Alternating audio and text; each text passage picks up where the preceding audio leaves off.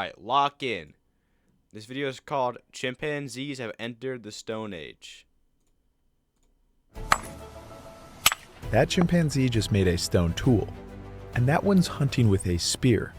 If this looks like the Stone Age to you, you're not wrong. Are monkeys just like humans, but they're like a couple years behind? I feel like that's pretty accurate, no? They've wielded stone tools for thousands of years, and some are virtually identical to those crafted by our own ancestors. They're just humans, but they're just a little bit slower. So are they truly in the Stone Age or just standing on the edge? Let's find out. For decades, researchers Yo, that means we're gonna have monkeys in the future that are just walking around and vibing with us. That's crazy. Yo, that's about to be fire. thought tool use is what separated us from the other animals, what made us human. That was until a revolutionary primatologist conducted a study in the 1960s. Jane Goodall ventured into the remote Gombe Stream National Park in Tanzania. One day, she witnessed chimpanzees at a termite mound repeatedly poke stalks of grass into the holes. The termites would bite onto the grass defensively, allowing the chimp to pull them out and eat them. Yo, these monkeys are smart. Yo, I would have never thought of that. Astonished at her discovery, Goodall told paleoanthropologist Louis Leakey, who wrote, "Now we must redefine tool, redefine man, or accept chimpanzees as human. Tools are evolutionary game changers. They unlock resources that would otherwise be impossible to reach. In the case of termite fishing, the stick directly aids chimpanzees in acquiring this food source. But this is far from their only tool. Further research has found that chimpanzees actually use over 20 different tools. Yo, 20 tools? Yo, they got like a whole inventory. That's crazy. One of the most important is their use of stone tools. Stone hammers are used to smash open hard nuts against anvil stones. This lets them consume abundant calories they otherwise would have no chance at eating. A recent paper looked closely at this behavior and found something fascinating. Using stone tools to open nuts is not present in every population. Chimps in seasonal, resource-scarce environments exploit nuts more often. But the study also looked closer at the hammers and anvils themselves. They found that they differ regionally and choose a certain hammerstone size depending on the hardness of the nut. The so-called anvils that they smash the nuts against are usually just large flat stones that happen to be near the nut trees. These anvils are fairly distinct archaeologically, and researchers have found evidence that their use goes back at least 4,300 years, meaning that this behavior likely extends far into prehistory. What is also interesting to note is that some populations do not smash nuts at all, meaning some chimpanzee populations are more technologically advanced than others. Another important tool that chimpanzees use are spears. Yeah, that's right. They make their own spears by taking off a sturdy stick and biting the tip to form a sharp end. Yo, they make spears? Yo, these monkeys are wild. They use these weapons to stab into the burrows of bush babies, which are some of the cutest animals on the planet. They jam the stick into the burrow, killing the animal, and then they use the stick to get the animal out. These spears seem to be used exclusively for hunting animals that they physically cannot get to. They have never been witnessed using them against one another. However, chimpanzees have been documented using sticks and branches to hit each other. They even throw rocks during aggressive encounters. It seems that they have already had their 2001 Space Odyssey moment.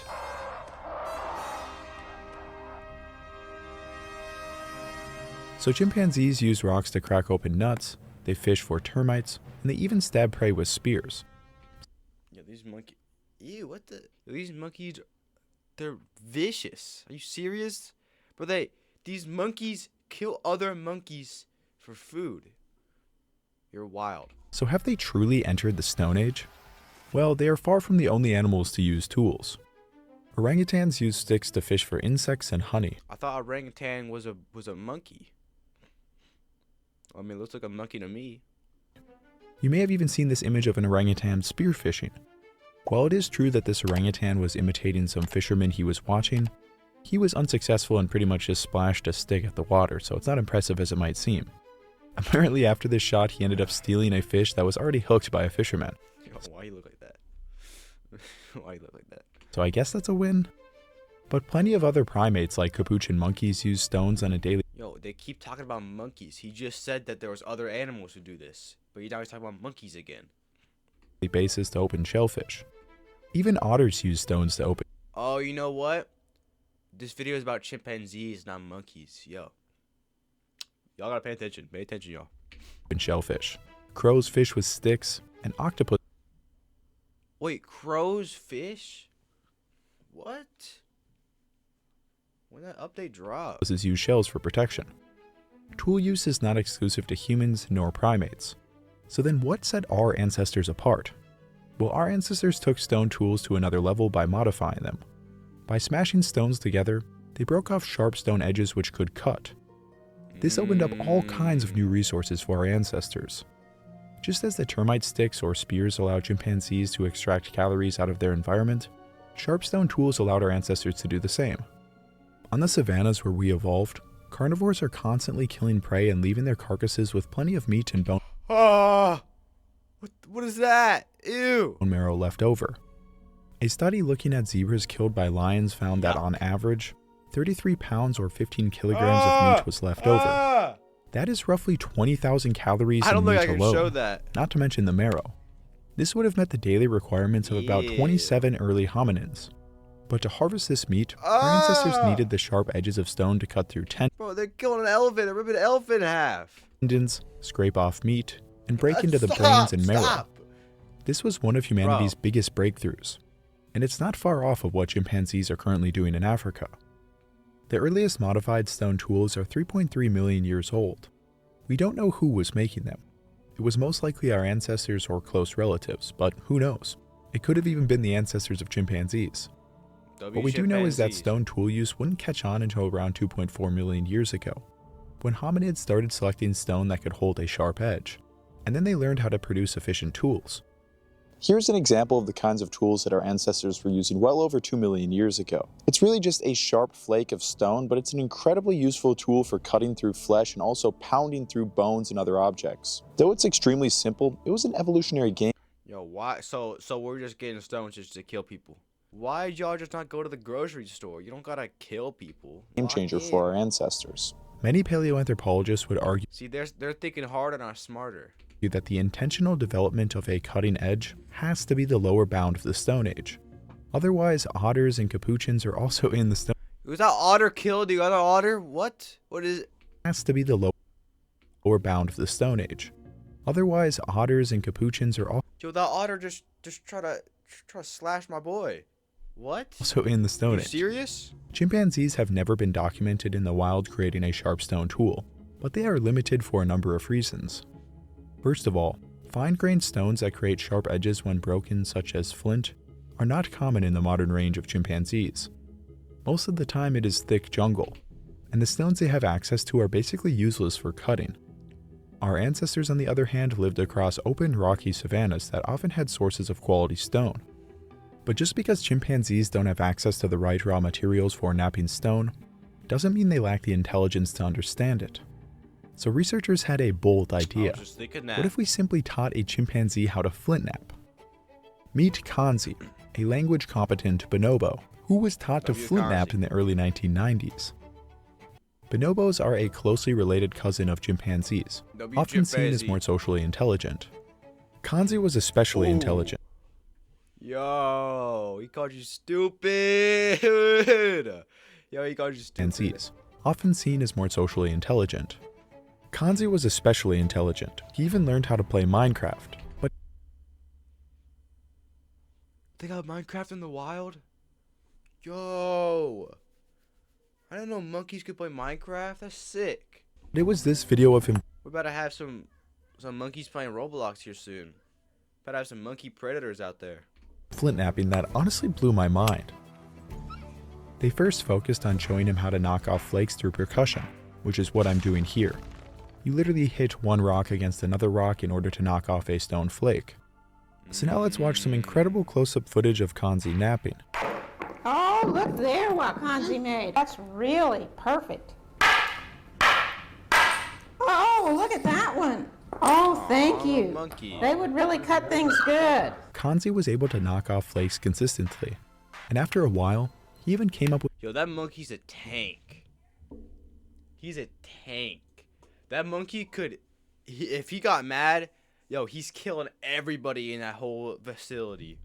the whole building, everyone's done. Everyone's gone. Oh, Look how big this monkey is. Yo, if he really wanted to, he could just snap and just get out of there. He even came up with his own methods of flint knapping. Instead of using the hammerstone in his hand, he started throwing it at the core. This may have helped him overcome challenges unique to the hands of chimpanzees, or to protect his fingers. But how fascinating is it that he invented a new flint knapping technique?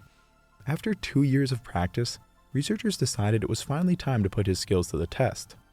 They gave him an unmodified core of flint and a hammerstone. Monkeys are like giant babies, and it's really weird to look at. Like, look how he's moving. Modified core of flint and a hammerstone. Nearby was a clear box with fruit inside. It was held shut by a thick nylon cord. In order to get to his reward, he would have to hit off a large sharp flake to cut through the cord. During the trial, knocking off flakes was not a problem for the trained bonobo. However, some of these flakes were too small, so he would try again. He would select the largest flakes and assess their sharpness by looking at the edge and testing it on his tongue. Eventually, he knocked off a large flake and was able to cut open the box. Hey, this process was repeated 11 times, producing an abundance of data and artifacts. Now here's where it gets really... Yo, monkeys actually eat bananas? Or is that just like one of those things that people say, but like they don't actually eat bananas? 'Cause I've never actually seen a monkey eat a banana before, like in the wild. I feel like they don't eat bananas. They eat like nuts and like grass. Interesting. When researchers analyzed the bonobo-made artifacts, they found... It's like, I feel like saying monkeys eat bananas is like saying cats drink milk and eat fish, because they low-key don't do that. Like, I've never seen a cat drink milk or eat fish, ever in my whole life. Something remarkable. Many of them were virtually indistinguishable from the tools that our ancestors made 2 million years ago. The flakes had striking platforms, bulbs of percussion, and sharp usable edges. The ones he decided to use were the largest and sharpest tools. His method of assessing the sharpness with his tongue may have been the same way our ancestors assessed sharpness, but there were differences too. Our ancestors usually knocked off flakes at around 80 degrees to consistently produce long flakes. Kanzi's flakes averaged nearly 90 degrees, essentially right angles. This is the maximum angle at which these materials will fracture at all. This tells us that Kanzi did not have quite as complex an understanding of flint knapping as our ancestors did. Yeah, monkey not that smart, I'm not gonna lie. 2 million years ago. And this may also be due to chimpanzee hands not being as dexterous as ours. Our lineage has been knapping stone for well over 2 million years. Modern human hands are quite literally evolved to knap stone. It was only in the past 5,000 years or so that most of us stopped. Kanzi's flint knapping was impressive, but it was notably worse than, say, Homo erectus. Either way, it gives us a window into what but it was notably worse than, say, Homo erectus. Yo, Homo looking tough. Either way, it gives us a window into what the earliest sharp stone tools would have looked like. Our minds were already capable of understanding how to create sharp stone edges, and our dexterous hands came later. In another study conducted 14 years later, Kanzi had clearly become more adept at making and using stone tools. Kanzi and another bonobo used stone to break into logs and dig, both getting a reward if successful. Kanzi used flakes like a drill, rotating them to bore deeper into the log. He's kind of smart. He used larger flakes as wedges to pry into the logs and even used them to chop. In another part of the experiment, he used flakes as shovels to dig into tough sediment to retrieve food. It's interesting to note that Kanzi was far more successful than the other less trained bonobo, indicating that his training really did pay off and allowed him to access these resources. Kanzi lived on for about a decade doing all kinds of fun scientific studies before sadly passing away. No, he died? No! Bro, I'm gonna play Minecraft with him. He got a diamond. Yo, how do you get a diamond? In March of 2025. He got iron? Yo. These studies show that with human interaction or training, bonobos and chimpanzees can produce intentional stone tools, leaving wear patterns comparable to early human artifacts. Such tool production and utilization competencies are extremely similar to the competencies of early humans such as Homo habilis and Homo erectus. A 2021 study on untrained chimpanzees showed that they did not spontaneously create or use sharp flake stone tools, even when provided with materials, suggesting extensive social learning or training is necessary for this behavior. We know that chimpanzees have to learn how to process nuts with stones and anvils from their relatives who teach them the technique. It's a cultural innovation. In order for wild chimpanzees to start flaking their own stone tools, they would have to have quality stone available to them, and importantly, a reason to create sharp tools. Without direct human intervention, this seems unlikely. But funny enough, capuchin monkeys in Brazil are accidentally achieving what we consider a human milestone. They use stone hammers to open fruits and nuts, but also for a far stranger reason. They smash rocks together to create dust which they then lick up. What? What? I'm not gonna lie, chimpanzees are a lot smarter than you. Scientists really have no idea why they do this. Maybe it's to help them get some minerals into their diet. That's disgusting. Regardless of why they do it, they happen to create stone flakes that are virtually identical to early human tools in Africa. These stone flakes have been found in Brazil in layers dating back over 50,000 years ago. At first it was thought that humans were in the region tens of thousands of years before we thought, but it now seems it was actually capuchin monkeys leaving a seemingly human signature. So ironically, capuchin monkeys have unintentionally entered the Stone Age before our closest relatives. So are chimpanzees in the Stone Age? Kind of, but not really. They've been hunting with spears and cracking nuts with stone hammers for thousands of years. And Kanzi proved that bonobos can flint-knap when taught. Yet wild individuals have never made a cutting tool on their own, at least as far as we know. Not because they lack the cognitive capacity, but because they lack the necessity. The story of our own species likely mirrors this pattern. We exploited carcasses with sharp stone tools to get access to an entirely new food source. During severe droughts or food scarcity, tool-using apes had a much better chance at What am I looking at? Is it a monkey or a human? surviving. This feedback loop favored an increasing reliance on tools, and fundamentally shaped what we became. What? Who drew this? Yeah, I'm not gonna lie, bro. This is not Aura. Chimpanzees do not face these same circumstances. They simply need a reason, and let's hope they never get one. Well, that was a fun one. I still can't believe these videos of chimpanzees. Hey, W chimpanzees, W monkeys.